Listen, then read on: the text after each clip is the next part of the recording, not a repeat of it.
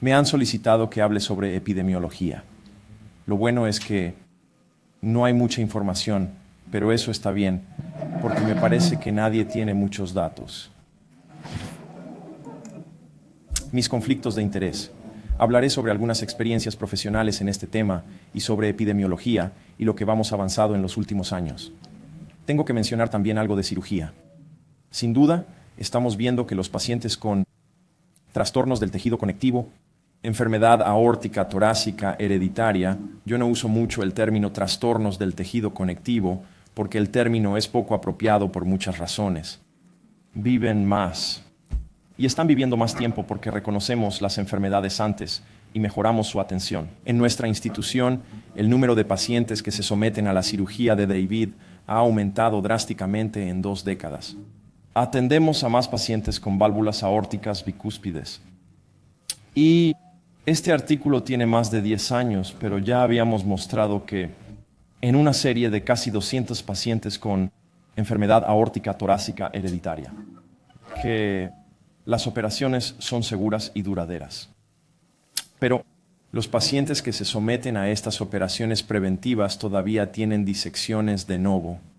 No lo publicamos porque no teníamos un denominador y esto no era científico. Esto ocurrió hace 10 años, donde identificamos más de 60 que habían sufrido disecciones de novo. Disecciones tipo B tras un reemplazo de raíz. Muchos de ellos habían tenido su cirugía en otro lugar, así que fue difícil reunir esto en un estudio. Sin embargo, teníamos esos datos, lo que definitivamente nos sorprendió. Luego, estos investigadores publicaron esto hace poco.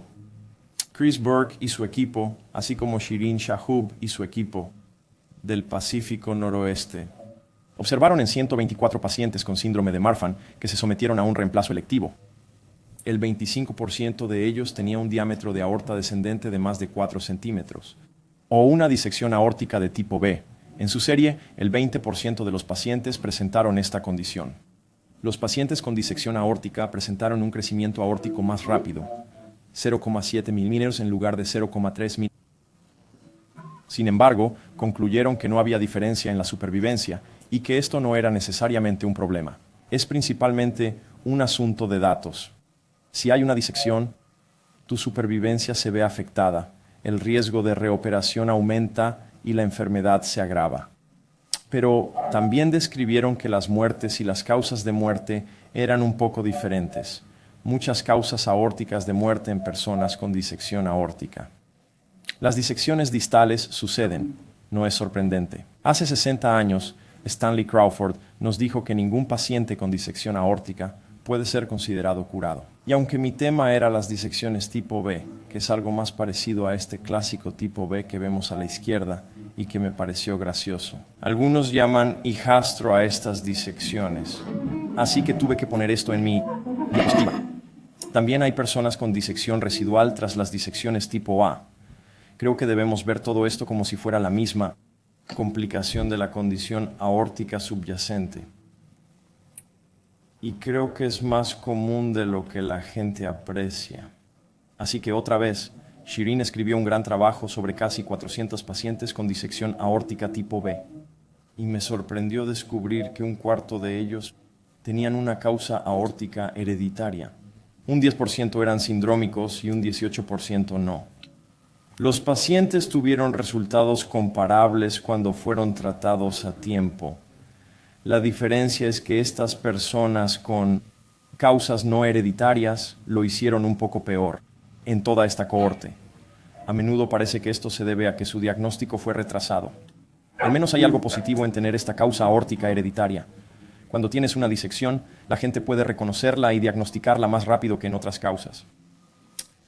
Enseñamos a los médicos sobre la aorta y eso cambiará también. Interesante. Cuando analizaron este subconjunto de 6 familias y 29 pacientes con PRKG1, el 40% de las disecciones fueron tipo B. Siempre pienso en el riesgo de disección tipo A y aneurismas, especialmente con toda esta carga extra. A pesar de eso, hay muchas disecciones tipo B en estos pacientes. Debemos fijarnos en esta complicación. Comentaré un par de mis pacientes porque es interesante. Esta fue una historia importante. He tenido la suerte de contar con Ken Saka, un tipo asombroso con una experiencia de vida cuidando a jóvenes y sus familias. Son privilegios que te da la vida. Pero cuando Ken se vaya, no sé quién ocupará su lugar. Así que es fundamental formar expertos. Y Ken me ayudó en el cuidado de esta joven. Su abuela tuvo una reparación de aneurisma cuando era muy pequeña. Aproximadamente a los 8 o 9 años eso llevó a que se revisara a toda la familia y Ken la estaba siguiendo. La examinaron y hallaron una variante positiva del ACTA2 sin significado conocido. Su padre tuvo una disección en 2011. No tuvo diagnóstico más allá de la disección. No era fácil hacer el seguimiento. Pero a lo largo del camino descubrimos que todos tenían esta mutación del ACTA2. Ken la seguía cuando tenía 18 años. Después de 10 años de seguimiento, observó que había un crecimiento notable. No sé el tamaño exacto de la aorta, pero esta es la imagen que dispongo. Era de más de 4 centímetros. No es tan grande, pero se nota el borramiento de la unión sinotubular. Estas son algunas de las cosas sutiles de las que hablaba mi R1, no la IA, sino mi R1, mi inteligencia real. No me gusta eso, ¿verdad? Así que no discutí con Ken. Conocía, de hecho, a su padre. De hecho, le había hecho un reemplazo de arco. Así que la llevamos al quirófano y realicé un procedimiento de David. Cuando estaba allí, conociendo a su padre y su historia, me volví un poco agresivo y realicé un reemplazo de arco en zona 2. Hice la anastomosis aquí y puse ramas a la arteria innominada y carótida izquierda. Y mira tú, 3 años y medio después, justo en la víspera de Año Nuevo, recibí este texto de Ken. Él dijo, oye, nuestra chica, la conocemos muy bien, es un encanto. Por favor, llámame. Ella está teniendo dolor en el pecho y va hacia la sala de emergencias principal. Le pedí que hicieran un TAC de inmediato y que me comentara los resultados. Y él respondió, feliz Año Nuevo. Tú también, Ken. Cuando llegó, este fue el resultado de su TAC. Solo haz clic para reproducir. Ahí va. La reparación proximal se ve bien. Estoy feliz. Pero la disección es nueva y es de novo. Y puedes ver que comenzó aquí en este escáner 3D. La ruptura está justo debajo de la arteria subclavia. Pero Dios, qué feliz me sentí de haber realizado el reemplazo del arco hasta la zona 2. Y yo dudaba de haber sido demasiado agresivo. Gracias a Dios no tuvo complicaciones. Ken dijo que tenía una disección tipo B. Yo lo imaginaba ya antes de recibir los resultados del escáner, pero quedaban por ver los detalles para decidir la actuación. Este fue mi primer enfoque. Está bien, no hay malperfusión. Podemos estabilizarla con terapia y luego decidir el mejor tratamiento. El tratamiento endovascular podría ser una buena opción, a pesar de su edad. Era patología aórtica hereditaria y no podíamos quemar opciones de reparación abierta más adelante. Se estabilizó y en la mañana siguiente fui a visitarla. Y después no nos gustó su aspecto, la llevé al quirófano y le implantamos un stent. Tuvimos un excelente lugar para colocar un injerto de stent en ese tejido.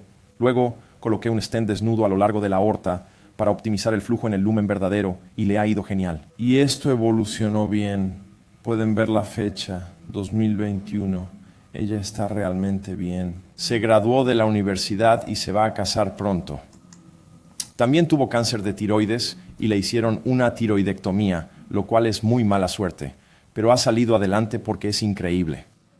Y así tenemos que pensar en esos tipos de disecciones tipo B y me alegra que lo hayamos hecho en su caso.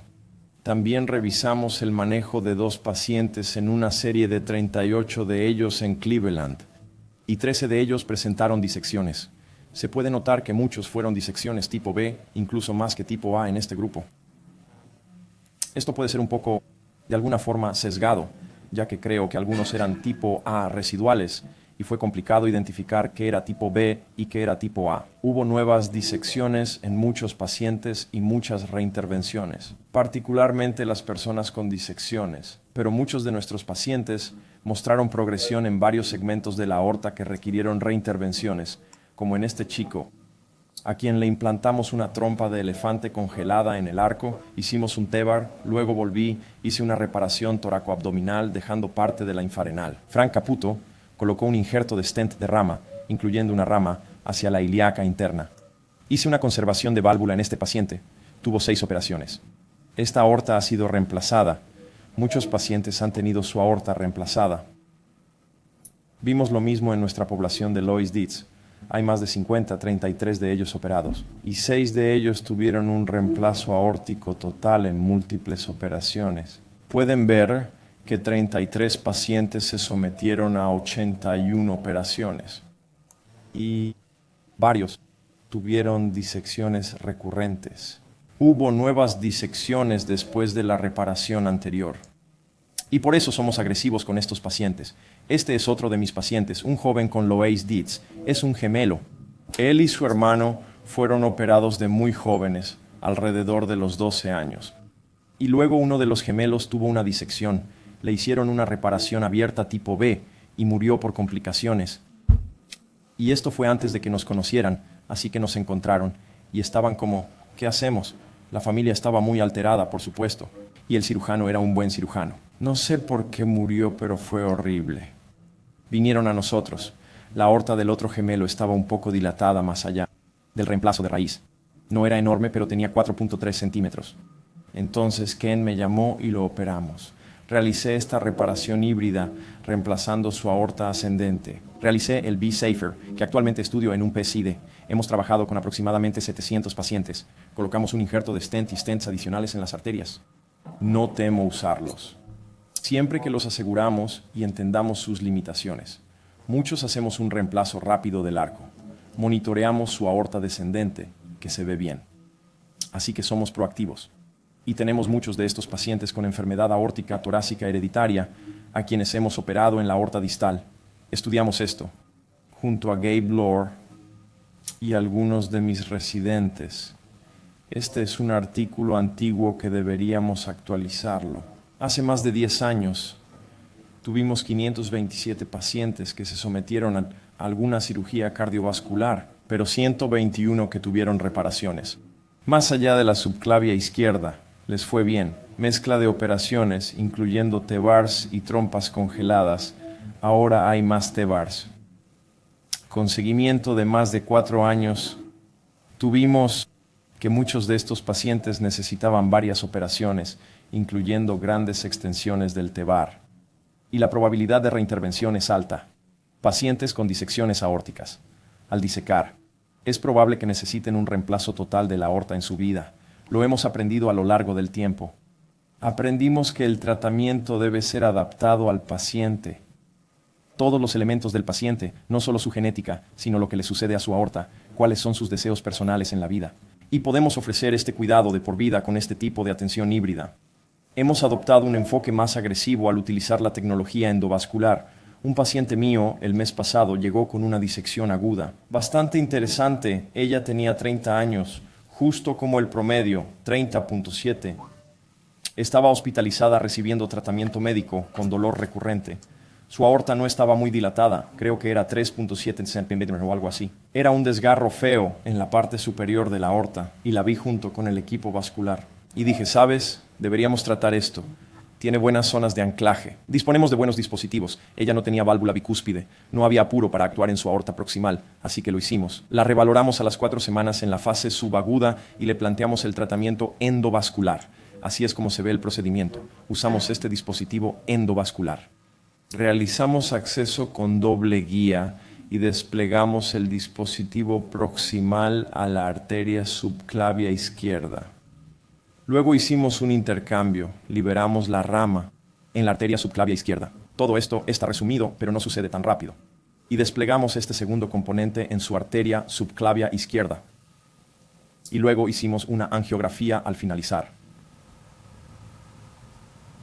Nos aseguramos de no cubrir la arteria vertebral izquierda.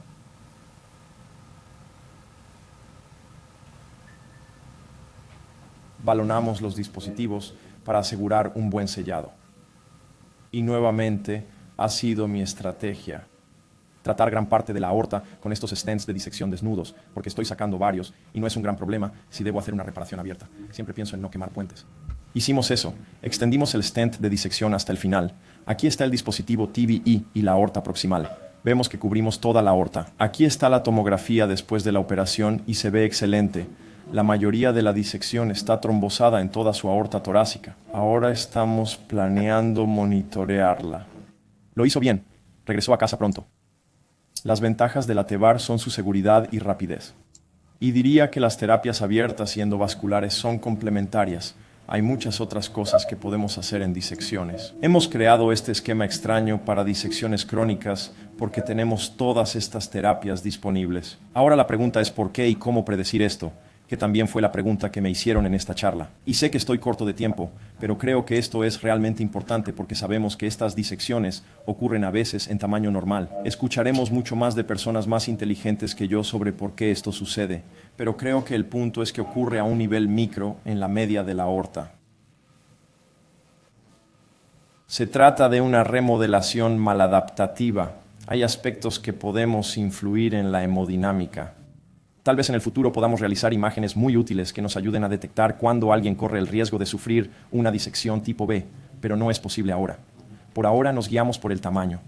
Así que lo que hemos hecho en mi laboratorio, tengo un laboratorio de bioingeniería y hacemos un estudio llamado Matadors, donde no nos enfocamos en una sola pregunta, solo hemos recopilado muchos datos. Podemos responder a muchas preguntas, incluso sobre imágenes. Gran recolección de tejidos.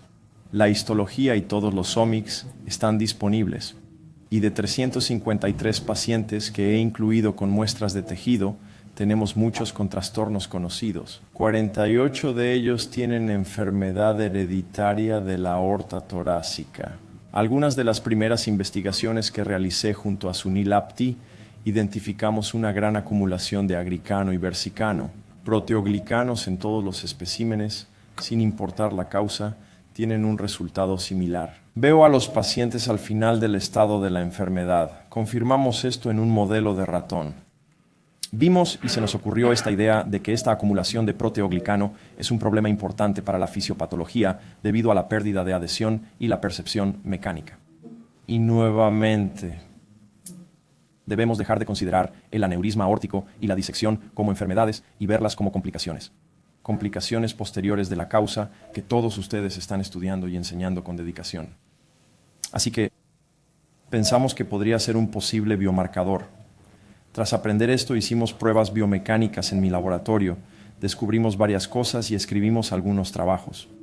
Al estudiar un número reducido de pacientes, vimos que había una gran cantidad de agricane en su experiencia de disección. Aunque esto fue algo difícil de evaluar, pero nos enfocamos en ello. Esta fue la presentación de Ben Kramer, que acaba de graduarse como doctor en mi laboratorio. Es un residente de cirugía general, un gran tipo. Así que examinamos a 163 pacientes con algunos controles sanos y algunos controles quirúrgicos de un bypass coronario sin aneurisma ni disección. Reunimos plasma sérico y venoso arterial durante las fases pre- y postoperatorias. Llevamos a cabo pruebas biomecánicas en un grupo de pacientes operados, no todos, pero sí muchos, y tuvimos muchas muestras. Realizamos pruebas de carga biaxial unilateral y descubrimos que el agricán mostró una fuerte correlación con la ortopatía y no se encontró en controles, ni en los pacientes coronarios ni en los normales.